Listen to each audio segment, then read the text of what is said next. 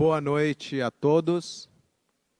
Estamos de volta para a segunda aula do curso, a crítica ao idealismo, política e ideologia. Gostaria de chamar ao palco o professor Antônio Rago Filho.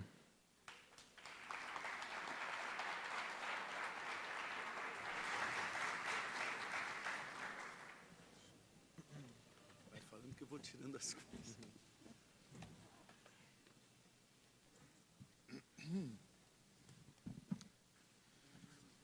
Professor Antônio Rago Filho é um sujeito extremamente generoso, um dos maiores parceiros da Boitempo em realização de eventos, integrou também a 3 edições do curso livre Marx e Engels, que aconteceram em São Paulo, essa é a 3ª edição da qual ele participa. É professor titular da Pontifícia Universidade Católica de São Paulo, PUC-SP, e do Centro Universitário Fundação Santo André. Editor de diversas revistas acadêmicas, como Projeto História, Verinotil e Aurora. É integrante do Conselho de Colaboradores da revista Margem Esquerda, publicada pela Boitempo, e coautor do dicionário crítico Nelson Werneck Sodré. O professor Rago vai fazer agora uma aula acerca da Sagrada Família de Marx e Engels e da ideologia alemã de Marx e Engels. Quem acompanhou a etapa anterior aqui do projeto Marx, Criação Destruidora, deve ter assistido à conferência do alemão Michael Heinrich, da MEGA, na Alemanha, que é a entidade internacional que detém, faz a curadoria e publica os manuscritos completos de Marx e Engels. Nessa conferência, o Michel contou um pouco de como é esse trabalho a partir dos escritos originais de Marx e Engels, e foram levantadas muitas questões da viabilidade das publicações desses manuscritos integrais, digamos, no Brasil.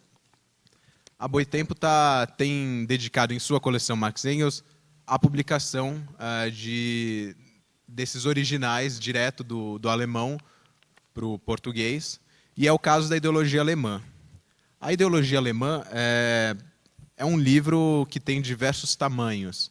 A gente encontra no mercado diversos volumes desse livro em formas variadas, e para algumas pessoas acostumadas com uma edição pequena, que era muito popular anos atrás, o volume da Boitempo é surpreendente, porque é um real calhamaço, né? E, nesse sentido, essa edição é muito curiosa, além de ter todo o material complementar de leitura, ela é bastante completa a partir dessa tradução. Então, especificamente esse livro, essa edição, foi reconhecida pela MEGA como a melhor tradução dos manuscritos da MEGA. Então, é uma leitura de anos, décadas e séculos que a gente recomenda, e que o Rago, aqui em sua organização, vai nos expor um pouco num contexto histórico, político e filosófico. Bom, queria agradecer a presença de vocês. Eu não sou um homem, já falei para a Ivane, para o Kim, para a Ana e Yumi, que eu não sou um homem de massas, né? Sou um professor da universidade, a universidade está encolhendo, né, pelo menos onde eu trabalho, e ter um público generoso como esse já balança, né? Quer dizer, nós ficamos extremamente fortalecidos, né? Porque, principalmente no mundo em que vivemos, em que se tem regressividades fantásticas, né? Eu, de certo modo, não poderia começar sem falar da morte de 3 pessoas recentes. No primeiro, eu não era amigo pessoal, mas admirava o trabalho. O João Monteiro, que ele faleceu num acidente de estrada, um carro entrou, parece que o motorista teve uma síncope, entrou ao lado e bateu no carro dele, ele faleceu. Ele dirigia a um instituto de ciências humanas, história, sociologia da Unicamp. Outro abalo da Unicamp, um amigo genial, Edmundo Dias, gramsciano, militante, sindicalista, faleceu. E agora, na domingo para segunda, um amigo nosso, Leonel Itaúsu, né, a quem fico assim meio constrangido numa noite que seria tão feliz para mim, eu começar num tom grave, né? E outras coisas como perseguições políticas ou sindicais que depois a gente pode até falar, que são coisas também que nos atingem. Abrir, né, quer dizer, num evento da grandiosidade desses, quer dizer, quem vem acompanhando, eu não sei como pronuncia aqui, em Zizek você fala? Ou Zizek? Eu falo Zizek, né? A presença do Zizek, a presença do Harvey, né, e todos os grandes, um dos maiores filósofos brasileiros é Arthur Gianotti, Paul Singer, a maior historiadora brasileira, Emília Viotti, quer dizer, pessoas que nos formaram, né? E, particularmente, quer dizer, aquelas pessoas que estão aqui dentro, que são também pessoas que têm, vamos dizer assim, eu sou admirador, né?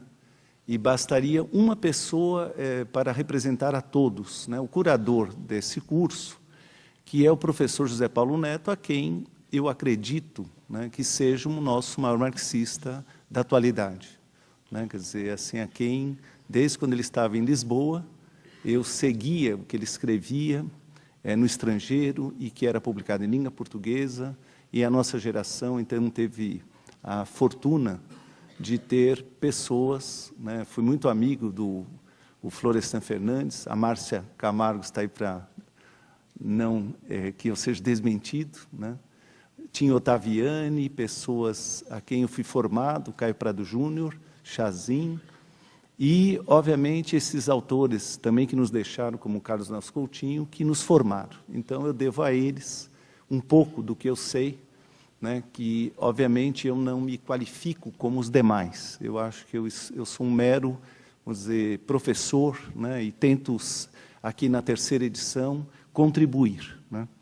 Então, quer dizer, vocês começaram com uma figura extraordinária, que é o Alisson, e ele domina essa parte da crítica da filosofia do direito, né, que vocês pegaram, a crítica que o Marx faz ao Hegel, e vocês, se eu repetir aqui, perdoe-me, mas outros professores irão desenvolver esses problemas, né? Vocês sabem que o Marx teve, após a sua tese de doutorado, que foi sobre as diferenças do sistema filosófico de Demócrito e Epicuro, que posteriormente ele até retoma, criticando Stirner, e faz algumas modificações na visão dele, o Marx não consegue emprego. Ele nasceu em Trier, assim como Engels nasceu em Bremer, que é a Renânia. Aliás, vocês viram nos jornais, na Folha de São Paulo, em outros, aquelas estatuetas do Marx na cidade dele, espalhadas numa praça e as crianças abraçando, né? Aqueles bonecos vermelhos, avermelhados. E o nosso Marx nasceu no dia 5 de maio, né, de 1818, e o Engels nasceu 2 anos depois. E quando o Hegel morreu, em 31, o Marx tinha 13 anos. Então, por exemplo, é falso aqueles autores que falam que o Marx foi aluno do Hegel, né? Não foi aluno do Hegel, porque ele era de menor, tinha 13 anos de idade, né? E, obviamente, esse Marx quer ser professor, pesquisador, e eu acho que o Alisson falou que, quando eles faziam direito, né, como Lenin e outros fizeram, quer dizer, o percurso deles era voltar-se à filosofia e à história, né? Marx é um estudioso, por exemplo, da Revolução Francesa, ele está colado, né, naquela cidade próxima às fronteiras, e, obviamente, esse peso da história, da filosofia, do conhecimento jurídico, e particularmente da cultura hegeliana e o pós-Hegel, que são aquelas correntes que são as correntes neo-hegelianas, ou jovens hegelianos, que se dividem de esquerda e de direita, e que, obviamente, o Marx está com Engels à esquerda, ainda que eles não se bicavam, não se encontraram para conversar naquele período, e esse período é muito rico, porque o Marx é um turbilhão, e não sou eu que estou falando, é o próprio Engels, né? Quer dizer, o Engels dizia que ele é um gigante. Se o Engels tinha alguma coisa, é um pequeno talento, e nós ficamos no pequeno talento, né? Porque eles são monstros, são gigantes. E eles usavam sempre aquela expressão dos antigos, que era bom subir nos ombros dos gigantes, para ter uma visão maior. Acontece que, nesse período que nós estamos trabalhando, 42, e os anos que vão a Revolução de 48 e a edição do manifesto que o nosso José Paulo Neto vai comentar inteiramente esse período, quer dizer, esses anos 42, 43 a 47, nós podemos dizer que são os anos formativos, mas de uma produção intensa. Se vocês pensarem que ele não tem celular, desculpe, não tem tablet, não tem internet, e escreve folhas e folhas diariamente, é assustador, pelo o tamanho de coisas produzidas pelo Marx e também pelo Engels. Mas o Marx não vai conseguir o sonho dele de ser professor, filósofo, pesquisador, acadêmico. Por quê? Porque ele, ligado a Bauer, e Bauer é atingido por uma crítica que o próprio Marx coopera, que é uma crítica feita ao Estado prussiano. E fazendo também o Estado russo, né, uma crítica, se voltam contra eles, e particularmente o Marx perde a sua chance de entrar, já que ele tinha sido aprovado, tinha um doutorado. É óbvio que a seleção não era como hoje, né? O doutorado você mandava de longe, não precisava fazer uma seleção disso, né? E o Marx é aprovado, mas não vem ensinar. O seu único emprego vai ser na Gazeta Renana, um jornal da burguesia liberal, que já estava pondo o pezinho na história alemã, e essa burguesia liberal, ela monta um jornal chamado Gazeta Renana, pela qual ela convida esses vários jovens hegelianos, e um deles é o Marx. Por seu talento, em pouco tempo, ele se transforma em diretor do jornal, quer dizer, ele dirige aquele jornal. E essa direção do jornal o porá em certos problemas, porque cada editorial que ele faz, cada texto que ele faz, ele é censurado.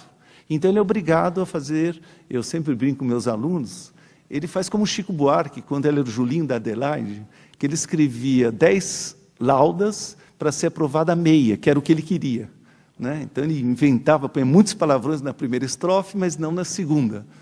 E o Marx fazia um pouco disso, né? Blefava um pouco na tentativa de não ter tanta censura, ainda que estivesse no jornal liberal, e ele não tinha ainda uma posição comunista. Ele não tinha ainda uma posição radicalizada, mas era, na posição democrática dele, um radical. E vocês sabem que vai ocorrer um episódio vivido por ele, que esta mutação capitalista em algumas fatias, alguns territórios da Alemanha. Vocês sabem que a Alemanha, em 1800, tinha mais de 260 pequenos estados. Também eu fico brincando na minha imaginação, o que seria pintar numa escola o mapa da Alemanha naquela época? Não é possível, porque mais de 200 pequenos estados, eles não se configuram como uma unidade nacional. E a burguesia se desenvolve em pequenas regiões. Se desenvolve lá na colônia, se desenvolve na própria Berlim, mas ela não é numa totalidade. Então, essa burguesia não desenvolve uma consciência de classe nacional, tampouco ela é democrática, tampouco ela é uma categoria social revolucionária, mas ela nasce uma burguesia estreita, uma burguesia mesquinha, uma burguesia, como Marx vai escrever mais à frente, vil e covarde, como a nossa, né, no sentido de levar as lutas democráticas até o fim. E essa burguesia que convoca o Marx está a propor no parlamento, né, que é na sexta dieta renana, na Alemanha é o parlamento renano, da Renânia, eles estão fazendo aprovar uma lei que proíbe o camponês de colher, numa floresta ou em terras alheias, gravetos, madeira, tocos, para fazer a sua fogueira, para fazer a sua alimentação, o seu aquecimento. E o Marx tomará ciência disso, que agora pegar nas florestas a lenha da prisão. Esse é o editorial do roubo da lenha. E vocês sabem que nesse tomada de posição, o Marx não tem dúvida nenhuma em assumir o lado dos camponeses, o lado dos pobres, o lado dos sofredores, como ele diz, né, aquela humanidade sofredora, e essa humanidade sofredora que agora é tolhida, porque uma lei que já existia, pública, vamos dizer, no terreno público, vamos dizer assim, entre aspas, né, começa a migrar para uma legislação da propriedade privada. Então, nesse sentido, o Marx se intriga, porque ele está preso àquele universo dos jovens hegelianos que depositavam no Estado o demiurgo da sociabilidade. O que significa isso? Que entre o Estado e a sociedade civil você tinha as contradições, quer dizer, os ricos e pobres na sociedade civil, tinham as categorias sociais proprietárias e não proprietárias, mas eles acreditavam que o Estado era uma universalização de uma razão, de uma consciência. E essa consciência, ela se expandia nas direções da liberdade humana, né? E o Marx, nesse período, vai escrever na Gazeta Renana que, afinal de contas, cada cidadão que está ali, ele está atado ao Estado por 1000 fios. E, ora, esse fio estava sendo rompido por um aspecto, enquanto a pessoa, quando era obrigada a ir para a guerra, ninguém falava que ele era um ladrão. Na hora que ele tinha que pagar os seus impostos, ninguém o condenava. Então, o Marx põe, ainda depositando, que havia um problema. A propriedade privada estava se imiscuindo no Estado. Então, vejam, nessa concepção, ele está preso ainda à concepção anterior. Isso são os anos, então, entrando para 42, 43, e no ano de 43 ele está com esse dilema. Quer dizer, o Estado está se degenerando, né? Quer dizer, ele ainda vê no Estado francês, da Revolução Francesa, aquele Estado que, de certa forma, ele previa, configurava para reinar na Alemanha. Mas agora ele já tem uma dada consciência que, no caso alemão, vamos dizer, esse Estado, ele está se decompondo. Então ele resolve, quer dizer, o jornal será fechado, isso já estamos no meados de 43, ele se obriga a fazer a crítica do Estado no Hegel. E vocês viram com Alisson, e por que Hegel? Porque ele considerava o maior padrão filosófico daquele momento histórico sobre essas questões. Mas ele, então, estava atado a um idealismo ativo. Ele acreditava numa filosofia da autoconsciência, quer dizer, que o desenvolvimento da história se projetava porque nós desenvolvíamos historicamente uma autoconsciência de nós próprios. Ora, nesse desenvolvimento, ele vê também uma falha, ele vê uma debilidade, como muitos intelectuais às vezes não enxergam a um palmo da vida. É alguém que tem muita isenção moral, que pode se permitir a rever integralmente. É isso que ele faz. Ele busca, então, revisar os seus princípios. Mas é nesse miolo, nesse meio de campo, que ele se encontra com outro jovem hegeliano que faz uma ruptura radical. Este homem chama-se Ludwig Feuerbach, né? Escreve-se Feuerbach, os alemães põem Feuer, e o R, o CH vira R. Então eu vou brincar com vocês falando Feuerbach, vocês entenderam, né? O Feuerbach. Este homem, Ludwig Feuerbach, ele se propõe fazer a crítica do idealismo. E faz. E como que ele o faz? Ele põe, vamos dizer, naquele conjunto de intelectuais, um problema seríssimo, que é o fato deles estarem submetidos pelo elemento religioso de suas filosofias. E ele vai fazer a crítica mais radical naquele momento da religião. E essa crítica da religião começa a dizer que Deus é uma criação humana. Bom, vocês já sabem que esse materialismo feuerbachiano, a partir daí ele será quase que, vamos dizer, impedido de fazer qualquer coisa, né? Quer dizer, se hoje nós temos um Feliciano ditando na Comissão dos Direitos, não só presidindo a Comissão dos Direitos Humanos, mas como ele querendo criar um kit do cura gay, né, para fortalecer, né, os héteros, quer dizer, nós estamos no final do mundo, porque naquele momento, uma filosofia hegeliana, a religião que o Feuerbach está dizendo, ele está dizendo o seguinte: nós fazemos uma transferência por uma alienação daquilo que é a planificação humana, do gênero humano, que nós transpormos para uma figura ideal, né? Nós criamos uma criatura e essa criatura é Deus. É lógico que no passado, quando nós estudamos os deuses na Grécia, nós não mencionamos se eles existiram ou não. Nós dizemos que os deuses gregos, seja o deus da guerra, o deus do Baco, coisa que tal, eram formas de representação que os indivíduos tinham da sua sociabilidade. Mas, ora, o Feuerbach está indo além. Ele está dizendo que a Alemanha inteira é presidida por um elemento religioso, uma alienação. Mas veja, aqui a alienação não no sentido do trabalho alienado estranhado do Marx, mas no sentido que nós invertemos, nós passamos a ser regidos por uma criação que é nossa, e nessa, vamos dizer assim, virada, nós passamos então a não realizar efetivamente o nosso plano, porque nós começamos a depositar que os nossos sofrimentos, as nossas contradições serão resolvidas lá fora, quer dizer, num mundo supraterrenal, quer dizer, no mundo dos céus. Então, Feuerbach é o primeiro cara na Alemanha que começa a ler Francis Bacon. Vocês sabem que o Marx tinha uma admiração enorme por Francis Bacon. Francis Bacon foi um chanceler da Rainha Elizabeth I, né, comecinho do século XVII, ele começa a escrever e fazer um materialismo que o Hegel chamava de empírico, banal. Na verdade, o Marx dizia que não era, e o Feuerbach também dizia que não era. Porque este homem começa a dizer, quase que criando a ideia de ideologia, né, de uma deformação em virtude da nossa posição social, das ideias que nós temos.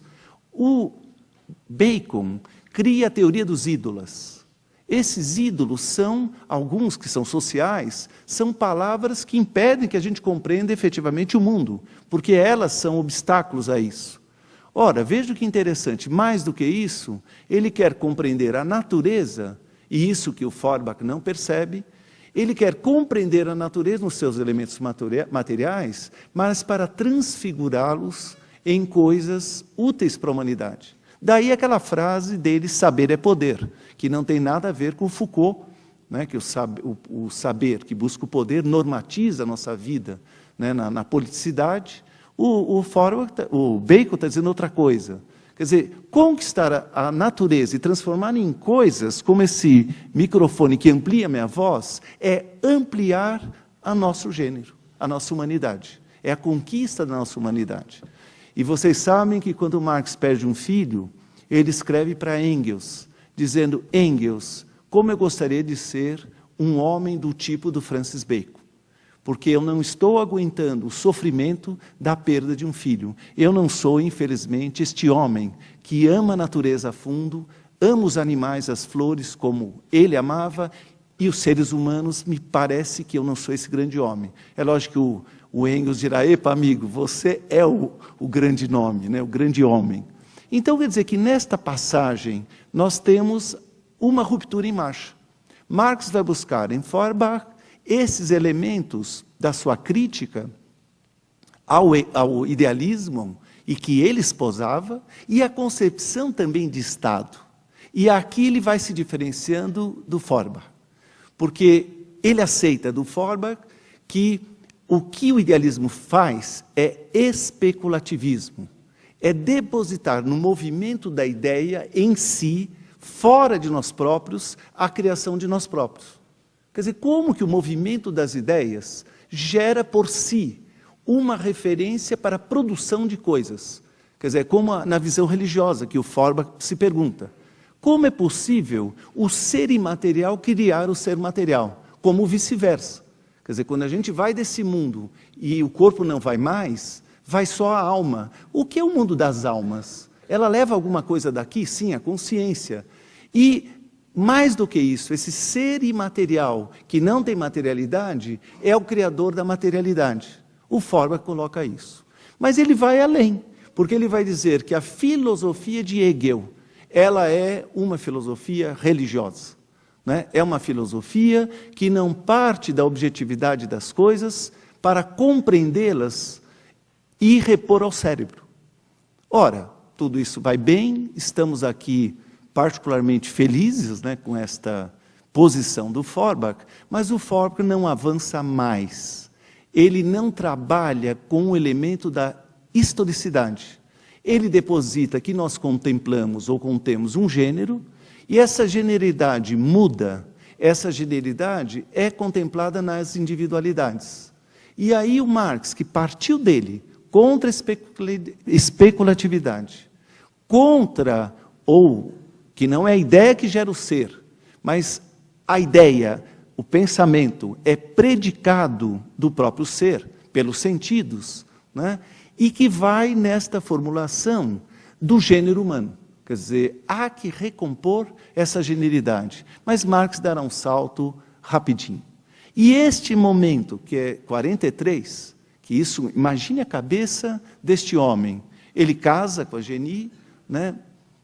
Vão à sua cidade, Krosnach, e depois migram para Paris. Porque há um projeto de Arnold Hug, e o Hug pretende fazer uma revista em Paris, com os emigrados alemães, e para, obviamente, aglutinar os indivíduos da França, que estão lá. Ora, no meio do caminho, os dois terão uma ruptura. Porque este homem, Arnold Hug, ele não é comunista. E o Marx começa a se interessar pelo comunismo. Então, vejam, ele era idealista, foi para o materialismo, Feuerbachiano. Do materialismo Feuerbachiano, ele dá um passo à frente, vocês já vão ver qual é esse passo. E passa agora a reconhecer um complexo de intelectuais que sofrem com uma humanidade sofredora, e dessa junção deles daria um processo novo na história, porque a burguesia não se podia contar na Alemanha. Aquilo que a burguesia foi na Revolução Francesa não ocorreria na Alemanha. Então ele busca um dispositivo de intelectuais com sofredores, os pobres, etc., mas não aparece a palavra proletariado. Vocês então viram com o Alisson, que é somente quando ele vai para Paris, ele está em outubro, né, de 43, ele já está alinhavado essa crítica da filosofia do direito, a introdução, ele vai publicar nesta revista, que infelizmente os anais franco-alemães só saem um número, e lá ele publica esse texto maravilhoso que o Alisson trabalhou e que vocês gravaram vários pedaços que estão ali, né? A começar pela primeira, a crítica da religião já está feita entre nós. Quer dizer, Feuerbach já cumpriu o que devia fazer. E se eu não faço a crítica religiosa, eu não posso pensar o mundo. Isso é sensacional. Porque com elementos teológicos, elementos idealistas, ou elementos que pressupõem uma abstração fora do mundo, como eu posso compreender o mundo na sua imanência histórica? E é isso que o Marx se propõe. Mas em pouco tempo, ele alça a função do trabalho. Né? O trabalho aqui já aparece com seu elemento negativo. Quer dizer, enquanto em Hegel o trabalho é visto na afirmação positiva, e o Hegel é muito interessante, né? Porque o Hegel escreve no moinho, você tem um moinho que está a girar as suas pás com a água de um rio, um mecanismo que fica o móvel permanente, amacetando cereais, e eu faço a farinha. E aí o Hegel fala que aqueles trabalhadores que fizeram o moinho, olham do morro e veem a sua grande criação. E ele vai dizer, lé do engano. Isto é uma produção do espírito. É um trabalho da atividade ideal, que eles não percebem, porque ela é histórica, ela vem vindo. Não é de hoje que eles fizeram este moinho. Né? O Marx pega isso, compreende essa lógica, mas avança. Por que ele avança? Porque agora ele vai dizer que o trabalho tem um aspecto positivo e um negativo. O positivo é que ele é engendrador de riqueza genérica humana. E isso eu fico arrepiado até hoje quando eu falo disso. Qualquer produção de qualquer trabalhador, intelectual, manual, que seja, é extensão de nós. São as nossas capacidades subjetivas estendidas para o mundo, exteriorizadas, que potencializam a nossa ação a hora que eu a reponho em mim. Quer dizer, quando eu estou falando, e eu... Perdoe-me, Kim, essa é a terceira vez que eu falo a mesma coisa. Mas tinha uma época que a gente dava aula, a gente falava a cadeira, o aluno falava, professor, por que você só fala da cadeira? Porque eu estava muito próximo, né? Eu lembro aqui o Pedro Casaldáliga, quando ele veio da Catalunha, da Itália, ele era padre, né? E ele veio aqui para São Félix do Araguaia, e ele foi dar aula segundo o método do Paulo Freire. E a primeira coisa que ele viu foi o mato, e pôs na lousa, mato, mata, para ensinar, e foi preso. Porque já tinha infiltrados da polícia, achando que ele era um terrorista infiltrado, e acharam que mata é de matar. E ele estava pegando a primeira coisa. Então, desculpe-me, eu estou pegando a primeira coisa que estende a minha voz. Por isso que eu sempre brinco, né? Imagine na polis grega, se eles tivessem um microfone, né? Porque eles queriam, o senhor último está me ouvindo? Eles perguntavam. Sim, é lógico, porque a verdadeira polis tem que ter o primeiro elemento, a comunicação da voz. E aqui essa voz se estende para além de nós, ela se estende para a internet, para fora de nós, e nós podemos nos conectar, né, internacionalmente. Né? Quer dizer, nós podemos remeter uma cartinha para o senhor Mesaros lá longe e ele responder na sequência. Né? Quer dizer, isso que Marx e Engels não têm. Mas eles têm essa capacidade de reconhecer que o trabalho, como Hegel, é a criação e potência humana. Mas o Hegel não vê o aspecto negativo. O aspecto negativo que está já agora nessas obras que se seguem, quer dizer, 44, nós temos a questão judaica, nós temos o início e encontro do Engels e de Marx, eles se encontram, sentam no café Regence, né? Quer dizer, eles se encontram para falar, meu caro, quero te conhecer, e a partir daí eles escrevem um para o outro, nós somos sócios da vida. Eu acho essa frase bonita, porque a Márcia está aqui para lembrar de Florestan Fernandes e Ottaviani, eles se amavam enquanto seres humanos. Chazin e Trachtenberg eram inseparáveis, ainda que pensassem diferentes. Então, e esta amizade é algo a ser reconhecido como também um modelo exemplar. Né? Nunca Engels deixou de contribuir e facilitar as coisas para o Marx. Inclusive, quando ele é expulso de Paris, neste ano de 44, os anais franco-alemães são apreendidos, o Hegel faz uma banca para todos depositarem um dinheiro para ajudar o Marx a fazer um movimento para impedir qualquer coisa que acontecesse com ele. Né? Imigram, quer dizer, o Marx vai para a Bélgica, pede autorização para o rei belga dá autorização desde que ele não faça política. Ele não sabia o que se esperava. Bom, nesses anos, então, de 44, que ele faz a Sagrada Família em parceria, é também, eles reconhecem, para lidar com a nossa consciência. É um ajuste de contas conosco.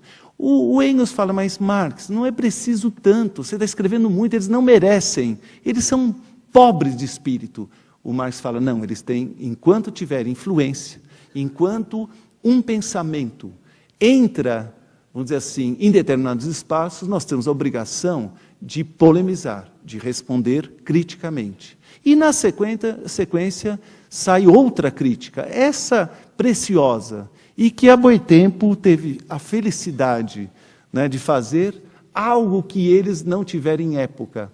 Veja que este livro só foi publicado em 2007 inteiro, porque a minha geração conhecia o extrato, que depois os autores e o trio aqui que faz a tradução, perdoe-me, Kim, se me falhar a memória, né? É o Rubens Enderle, é o Schneider e o Martorano, tá certo? Não? Deixa eu ver, cadê a dona Ivana? A Ivana vai me falar, Rago, não é nada disso, é sim, acertei. Né? Decorei. E, não, são meus amigos, por isso que eu sei. Então, o que significa? Que este livro, hoje, nós temos a felicidade de poder ler, folhear, voltar, reescrevê-lo, conhecê-los, né? Porque é impressionante. Quer dizer, aqui nós temos uma espécie de súmula daquilo que viria. Quer dizer, uma súmula dos conhecimentos de uma nova ciência que eles criam, a ciência da história. Vocês sabem que Marx escreverá numa nota aqui, só existe uma única ciência, a ciência da história, que se divide em 2 ramos, ciência da natureza e ciência da história humana, né? E aí ele coloca um centro que o Feuerbach não colocava. Qual é esse centro? O centro é que o ser social, ele se distingue, né, porque ele contém atividade e prática sensível. Quer dizer, nós somos seres ativos, nós somos seres vivos. Vocês vão falar, mas é óbvio, quer dizer, um ser morto não é um ser morto. É para a filosofia do Heidegger. Para a filosofia do Heidegger, o ser para a morte é o verdadeiro ser nosso. Para Marx, não. É o ser vivo. Mas não é o ser vivo hegeliano, que é o conceito, é a ideia na história. Por isso que ele é obrigado a toda hora referir-se a indivíduos vivos e atuantes. Somos nós. Partimos sempre de nós próprios, de cada individualidade. Marx nunca partiu de uma abstração. Ele parte da atividade concreta, objetiva. E aí, uma diferença para o senhor Feuerbach. Por quê? Porque o Feuerbach via e passa a ver o mundo como um mundo aprendido pela consciência passiva dos homens e mulheres, pelos sentidos. É lógico que nós compreendemos se essa água está gelada ou quente pelos sentidos, mas o que ele começa a ver é que não é só sobre os sentidos. A nossa apreensão do mundo é maior que tudo isso. Nós aprendemos o mundo pela paixão, pelo desejo, pelo querer, pela arte, por várias formas. Há uma multiplicidade de captura do mundo. E também, obviamente, e radical, o saber. Aquilo que foi reduzido em Hegel como produto final do espírito, o saber absoluto da história, aparece em Marx como um dos elementos da vida, mas decisivo. Por que decisivo? Porque ele surge no mundo do trabalho. E o mundo do trabalho produz a nós próprios. Nós somos seres sociais autoproducentes. Ora, quando Marx chega a isso, já nesse período, em 44, ele vai deixar cristalizado nessas obras. Ele vai definir isso, quer dizer, esse momento, como produtos históricos. A própria natureza não pode separar o ser da sua essência, como faz o Feuerbach, que deposita uma essencialidade ligada ao ser. Vocês lembram aquela passagem da ideologia alemã do peixe? Quer dizer, um peixe que nada no rio, o rio não é essa essencialidade ligada ao ser dos peixes. Mas este rio está poluído, está fétido. Este rio está matando os peixes, já naquela época. Há um livro do Lovi que ele faz, todas essas passagens do Capital que são brilhantes, o Marx falando da natureza. Né? Quer dizer, a natureza, esse cancro que a burguesia cria e nós cheiramos a fumaça ao invés de ar puro. Isso ele está falando, por favor, anos 40, 50. E depois no Capital isso é abundante. Mas vejam, um exemplo que vai aparecer, e eu brinco, é o caso da cerejeira. Se para o Feuerbach tudo é natureza, para Marx tudo é história. Por isso que tem uma coleçãozinha, né, que o Ricardo Antunes estava no começo, chamado Tudo é História, né, da Brasiliense. Tudo é história para Marx. Para Feuerbach, poderíamos traduzir tudo é natureza. Ele não foi além desse esquema social. Ora, para Marx, então, este momento é um momento em que ele começa a perceber a historicidade do mundo societário. Então, vejam, aqui tem uma frondosa árvore, uma cerejeira. Nós estamos vendo como Feuerbach, que ela é bela, ela tem cerejas, que nós podemos colher e daqui a pouco pôr o bolo e pôr com várias cerejas fazer um belo... O que vocês querem? Uma geleia. Né? O Marx fala, pera, mas vamos com calma. A Alemanha não tinha cerejeira. Ela é um produto de relações comerciais burguesas. Quer dizer, se eu não sei, assim como no Brasil, o Brasil não tinha acerola.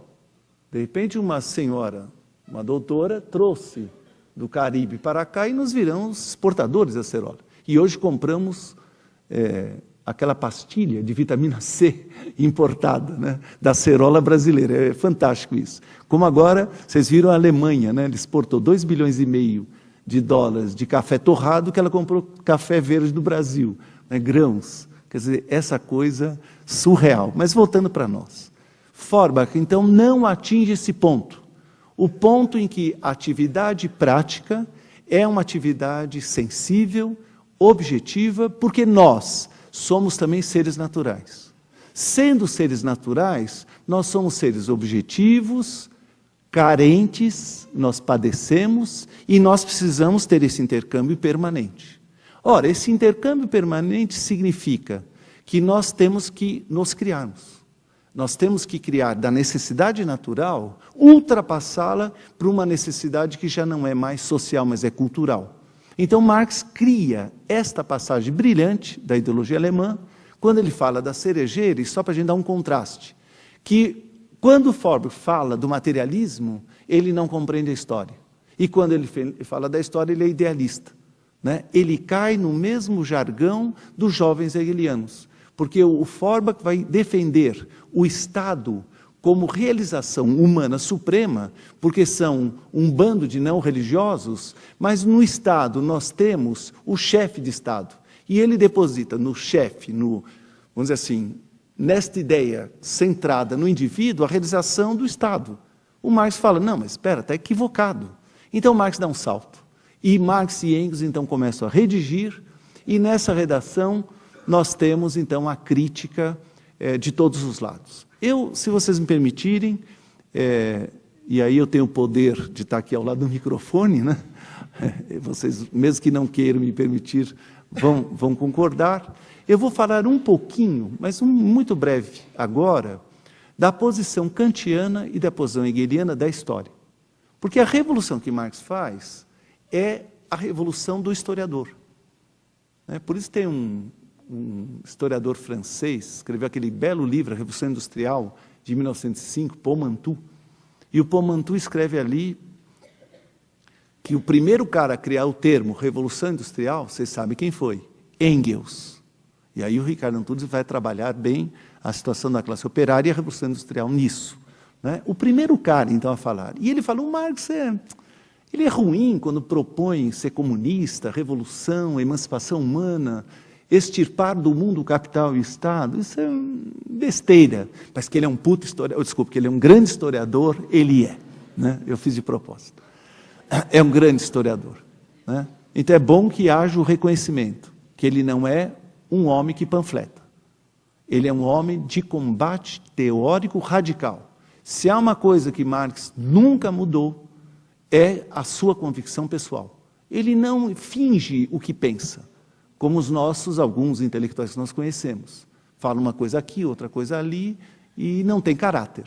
Né? Se desprovém do caráter que eles tinham.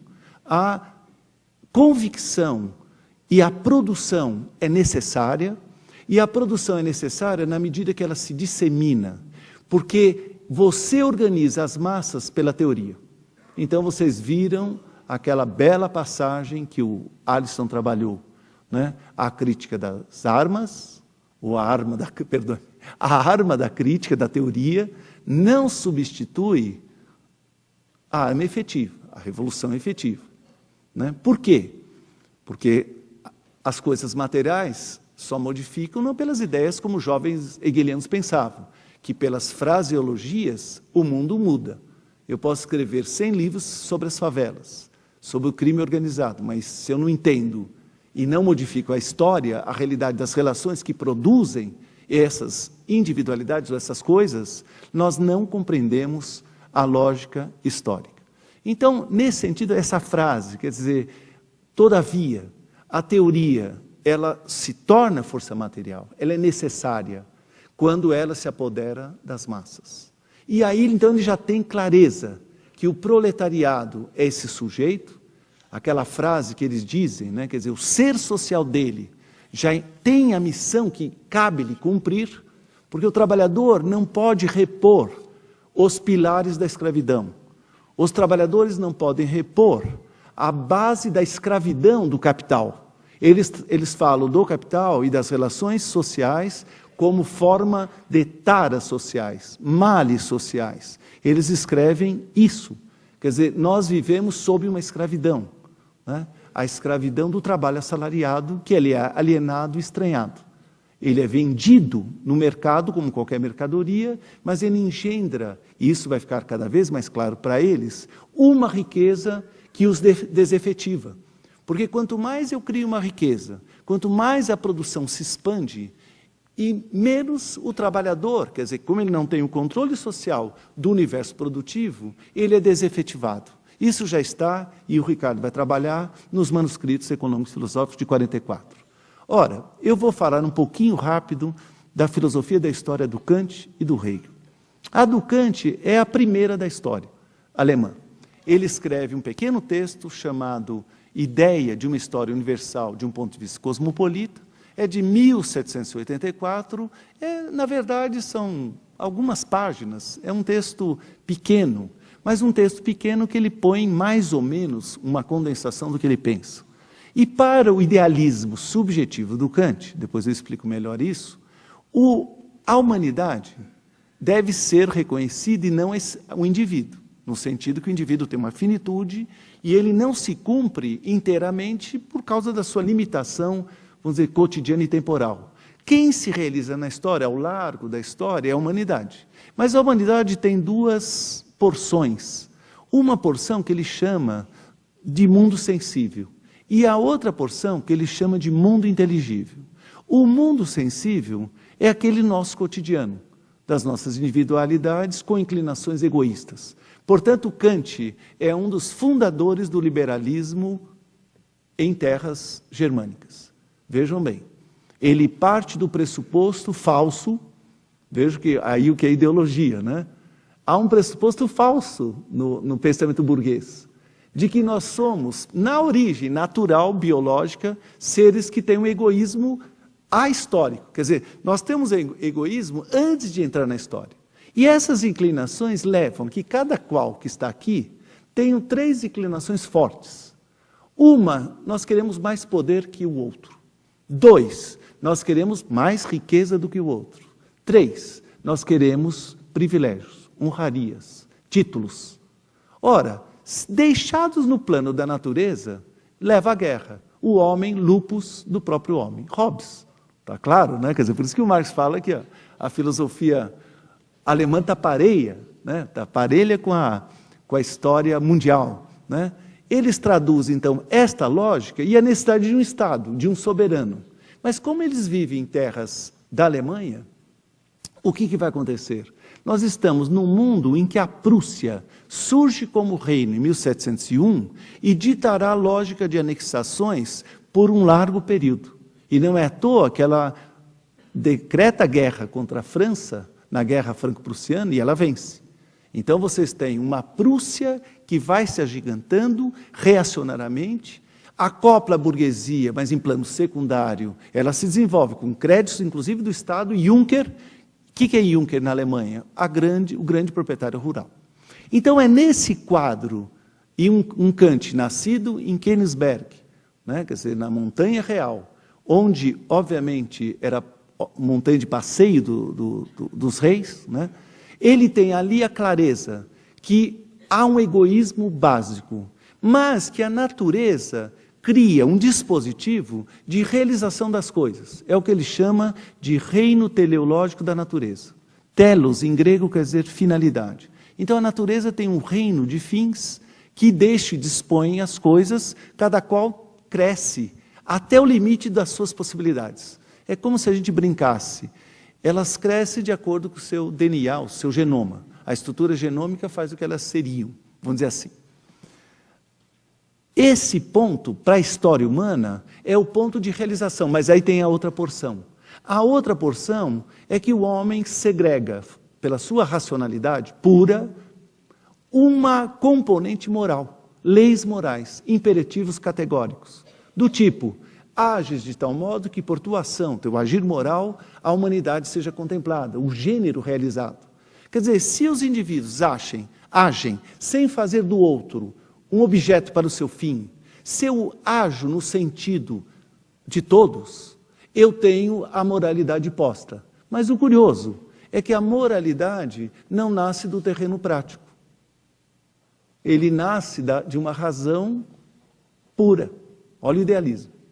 né? Quer dizer, a própria faculdade da razão prática cria a sua legislação moral, sem base na história, sem base na moralidade concreta. Então, isso faz com que ele anteveja que a possibilidade humana estaria numa coisa competitiva. Quer dizer, há uma concorrência necessária que cria cultura, e ele chama esse traço da sociabilidade de uma insociável sociabilidade. Olha que termo interessante. A sociabilidade contém um elemento de não socialidade. Mas esse é o ser humano. Nós somos seres que agimos nessa forma. Daí a necessidade de um Estado que seja coercitivo, mais uma componente do liberalismo. A liberdade é sempre uma liberdade parcializadora. Ela não pode se realizar plenamente, porque os indivíduos necessitam de um Estado regulador por legislação que seja, então, o controle da vida societária, que é insociável, permanentemente. Ora, isso faz com que haja um progresso moral na estrutura jurídico-política. Quer dizer que o Estado contempla uma jurisdição, uma estrutura jurídica, uma estrutura política, que permite garantir para que cada qual, no seu tempo histórico, possa ser garantidor de uma possibilidade de desenvolvimento em várias direções. Mas ele propõe isso, por que é cosmopolita? Porque ele propõe uma federação de nações e depois ele vai propor a paz